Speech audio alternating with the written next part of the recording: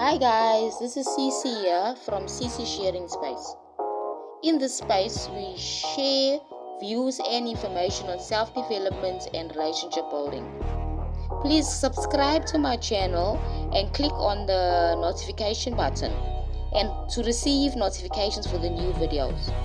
And also, don't forget to click on the like button. Enjoy, thank you. Hi one and all, thank you once again for joining me in this video. Okay, last week I spoke about self-esteem and how to fix marriages, right, and how you can work on your self-esteem and stuff. Today I'd like to speak about a topic which is an important topic in the sense that it involves marriages and relationships. One of my friends suggested I speak about it because of the fact that it is something that does affect relationships. We have the issue whereby in a home or in a marriage, one of the couples in the marriage earns more than the other. In most cases, in this case, it's like a man. Because of the economic situation that we are in now, and because of the fact that the world is now more equal in terms of earning salaries and stuff and working, some women are earning more than their husbands, and this is negatively affecting their relationships. Or the husband is unemployed and she's the sole breadwinner in the family. So this situation also affects the family in a negative way. It affects their marriage and their relationship because of the cultural perception that a man is the head of the house. Okay, so I was thinking about it, and the only way I could actually approach this topic is by first speaking about how did we get to the point where we say the man is the head of the house, where that's coming from. So in my understanding, it's also got to do with our cultural and also our religious practices and our perceptions in terms of what we believe in. Now, if you look at the Christian religion, basically that's where the head of the man comes from. So then I did some research on what the word husband means and where it's coming from. Because for me to understand something, I need to go back to where it's originated from and how it came to be now.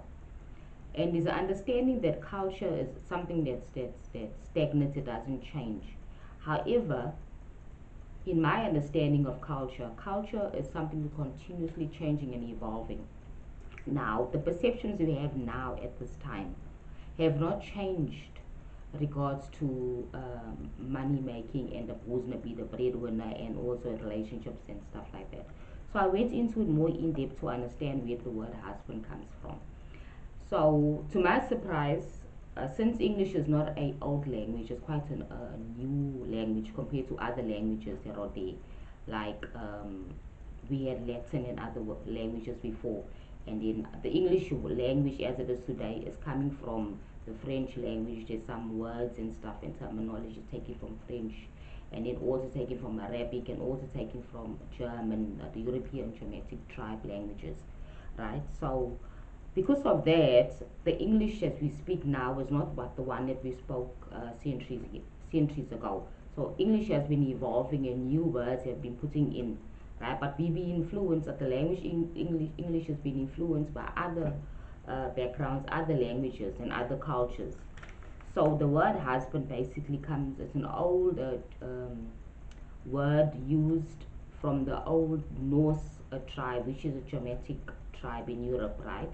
So that tribe used to use that word husband, meaning house bearer, because at that time there was a lot of can I say fighting, tribal fights and wars.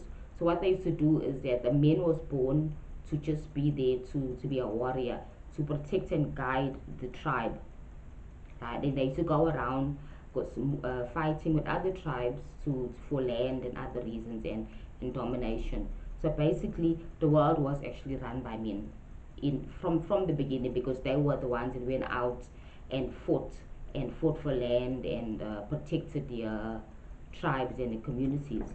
Then later on, that evolved because now people started moving away from the farming, from hunting and stuff like that. So they sort of now stopped moving around as well as nomads and started having fixed locations of living, building communities that are fixed now. Then they started now going into farming, substance for farming. This is where the feudal system comes into play. So feudal system is more of a political structure. So this political structure was based on substance farming where families just farmed and took care of the family. You know, there was no commercialism at the time, no industries per se. Okay, so people used to just barter. So again, there was husband and wife partners, right? So a husband was seen to be the master of the house, because the other word that I looked at in terms of husband is also related to master, which is coming from the old Hebrew language. So their meaning for husband is also related to that as well, which they call it Baal. So apparently now Baal is not very favorable way of calling your husband because it has negative connotations. Biblically, as you understand, is a story about the Baal priests and stuff, which is now connected to domination and also witchcraft and stuff like that. So then they try to move away from it. So the other word is Ishi or something like that. Ishi. Right. Anyway, all this is online. You can also Google it. So information, as I said, is out there. If you need anything to understand more, you should go online or go to books, go to the library. So if it's not possible, then you can just go online. So I've been picking up this information from online, what you call sites, getting information to understand where it's coming from. So now with that coming into play now, it's very religious because obviously they say in the Bible that a man and a woman will come together and they'll be husband and wife, and the man will be the head of the house. Okay, and then the man will also be the protector, he will be the provider. So remember I told you about the old time before they were farmers, before the humans were farmers, they were busy fighting over land, moving around and being dominant. They're small little tribes, right, in Europe and all over the world. So then when they started now doing substance farming to provide food for their families. So when this happened, then so-called the social relation between a man and woman also kind of evolved as well. So then again, the man is still the head of the house and is still the protector and the provider. Okay, which is okay, which is what we have now, right? So that's from the old way, right? Then it goes on.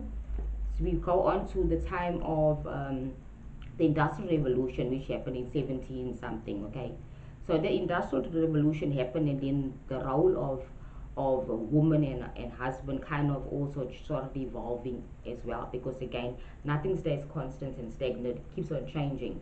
The word Industrial Revolution mean now that they're moving away from farming, and now there's this industry that's coming into being introduced. Now people are no longer depending on farming and bartering. Then now the industry is introduced what we call commercialization, which is now you trading with money, with coins. And then later on it became trading with paper money. But that's another story because it's more complicated. So I'll just go to the point to where I'm trying to get to now.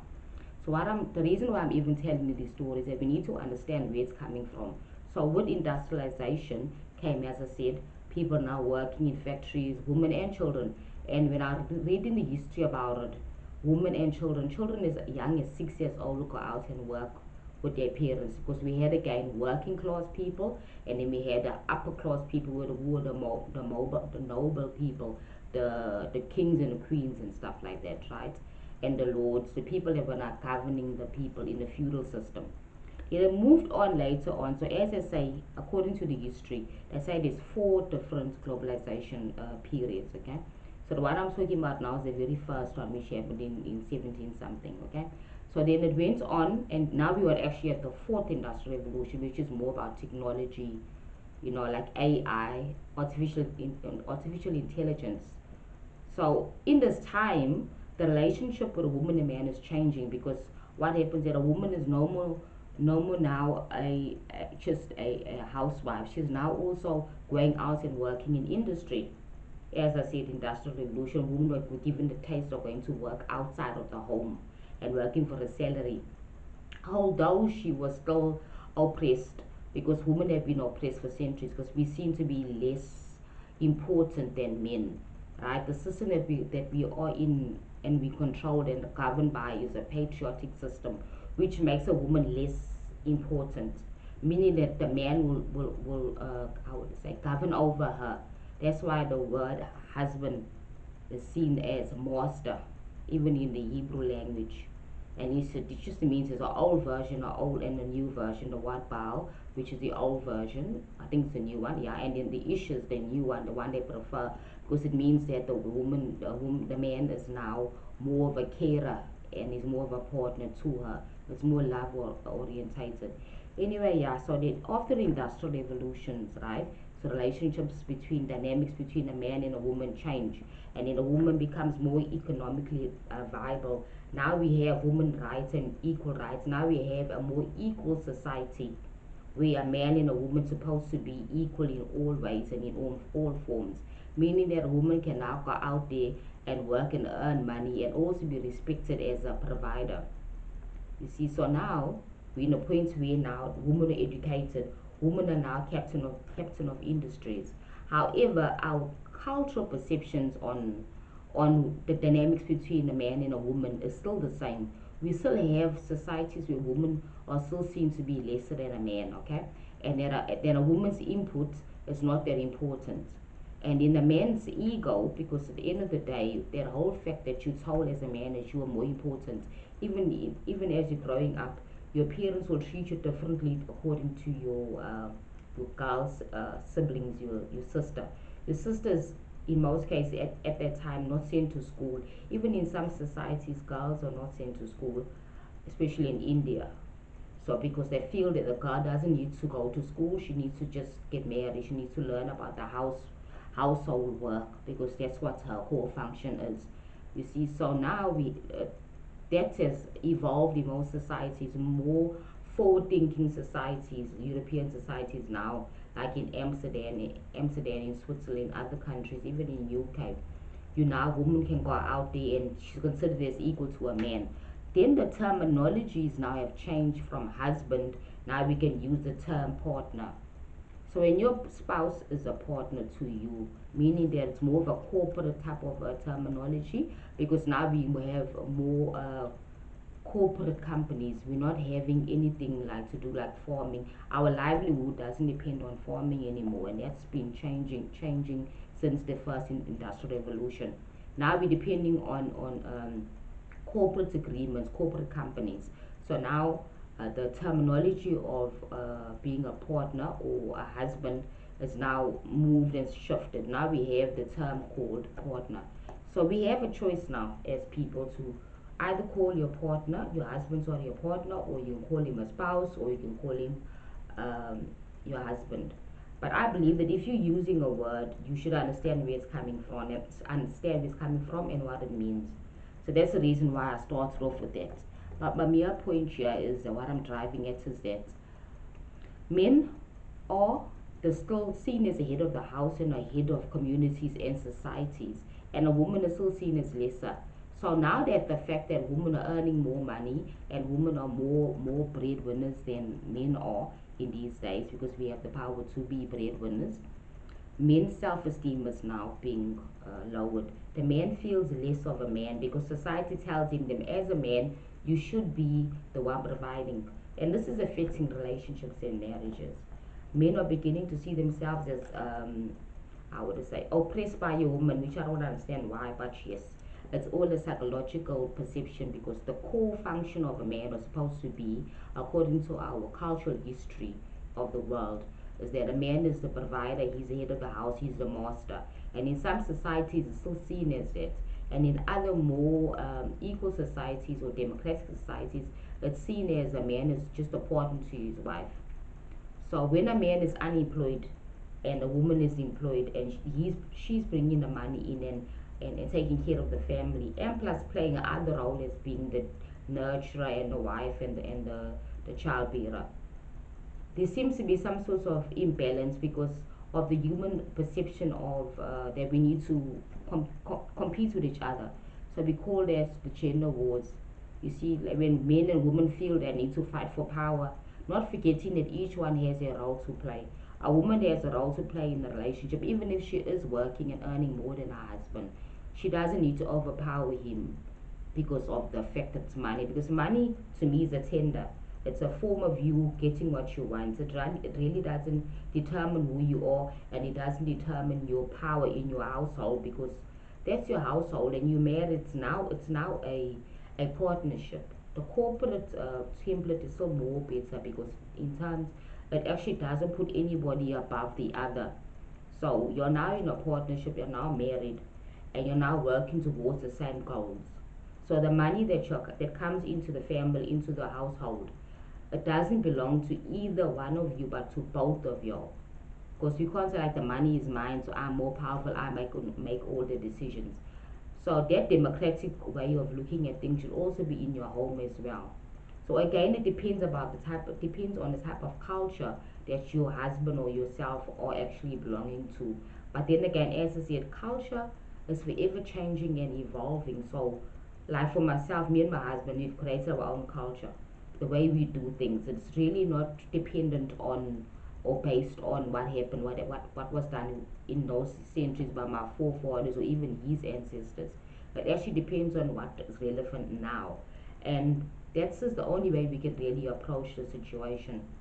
And then remember that marriage is about kindness, it's about love, it's about understanding. When you're now coming together as two people from different backgrounds, you're coming together with different perceptions and understanding, but now you're coming with an understanding that you're going to work towards a certain goal. So, yeah. So I'm just going to stop right there because it's quite an in-depth topic. So I just want to explain the basics of where the problem comes in and the history of where the word husband and marriages and partnership really comes from. It's a cultural issue. It's a cultural issue coming from centuries ago, and apparently our culture hasn't evolved with everything else because we keep on holding to our culture.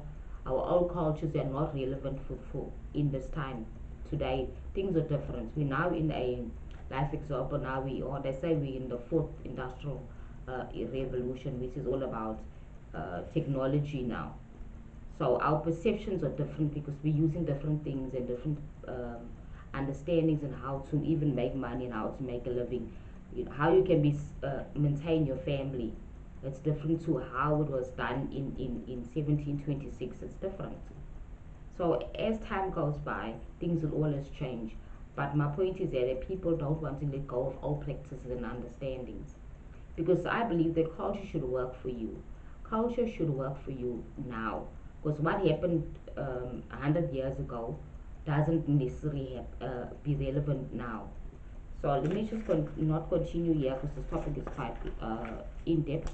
Thank you so much for viewing my channel and this video, and I hope it gave you some sort of understanding. Thank you.